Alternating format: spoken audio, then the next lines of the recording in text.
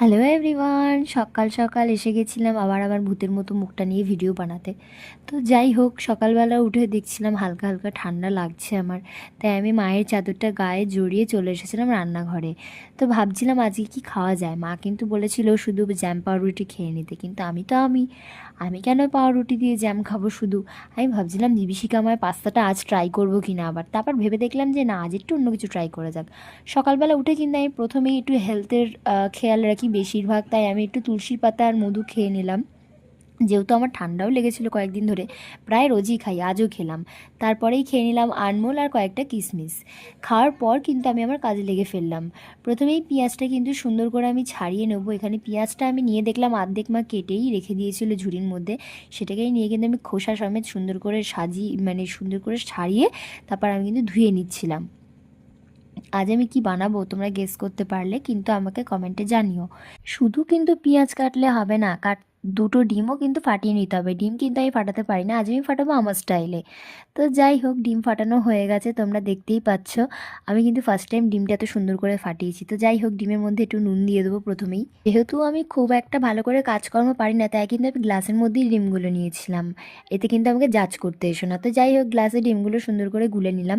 তারপর কিন্তু একটু কাঁচা লঙ্কা নিয়ে নিলাম। কাঁচা লঙ্কাগুলো সুন্দর করে কেটে নেবো আমি পিস পিস করে, দিয়ে আমি ডিমের মধ্যেই কাঁচা লঙ্কাগুলোকে মিশিয়ে দেবো। আশা করি তোমরা গেস করে ফেলেছো আমি কি করতে চলেছি, আর না করতে পারলে কিন্তু অবশ্যই আমার ভিডিওটা ফুল দেখতে হবে।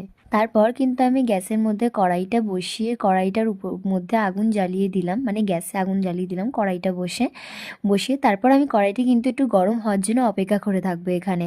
কড়াইটা গরম হয়ে গেলে ওর মধ্যে কিন্তু আমি দিয়ে দেবো একটু তেল। তেলটা যতক্ষণে গরম হচ্ছে ততক্ষণে আমি পাউরুটিগুলো পিস পিস করে এখানে কেটে নিলাম। আশা করি এবার তোমরা বুঝতে পারছো আমি কি করছি। ঝটপট কমেন্টে জানিয়ে ফেলো আমি কি বানাতে চলেছি। তো যাই হোক, তেলটা গরম হয়ে যাওয়ার পর আমি কিন্তু কড়ার আঁচটা একটু কমিয়ে ওর মধ্যে কিন্তু ডিমটা ঢেলে দেবো। ডিম, পেঁয়াজ আর লঙ্কা যেটা মিশিয়েছিলাম সেটা কিন্তু আমি পুরোটা ওর মধ্যে ঢেলে দিলাম। ঢেলে দেওয়ার পর কিন্তু আমি এবার অপেক্ষা হব ডিমটা অর্ধেক ভাজার জন্য। ডিমটা যখন অর্ধেক কাঁচা আর অর্ধেক ভাজা অবস্থায় ছিল, পাউরুটিগুলো একে একে ডিমের ওপর দিয়ে দিলাম। ব্যাকগ্রাউন্ড ভয়েস প্লিজ একটু অ্যাভয়েড করে যেও। আর দেখো, ফাইনালি আমার ডিম টোস্ট কিন্তু এখানে রেডি। হ্যাঁ, এতটা খাটনির পিছনে আমার এই ডিম টোস্টটাই ছিল। যেহেতু আমি রান্না করতে পারি না, তাই আমার একটু বেশি টাইম লেগেছিলো ডিম টোস্টটা বানাতে।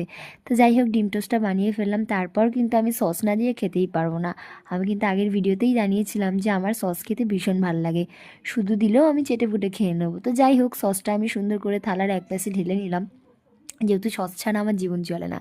তো যাই হোক, ডিম টোস্ট আর সস দিয়ে আমি খেলাম। আমার এই ট্রিকটা কে কে অ্যাপ্লাই করো, ডিম টোস্ট কে কে সস দিয়ে খাও, আমায় কিন্তু অবশ্যই কমেন্টে জানিও।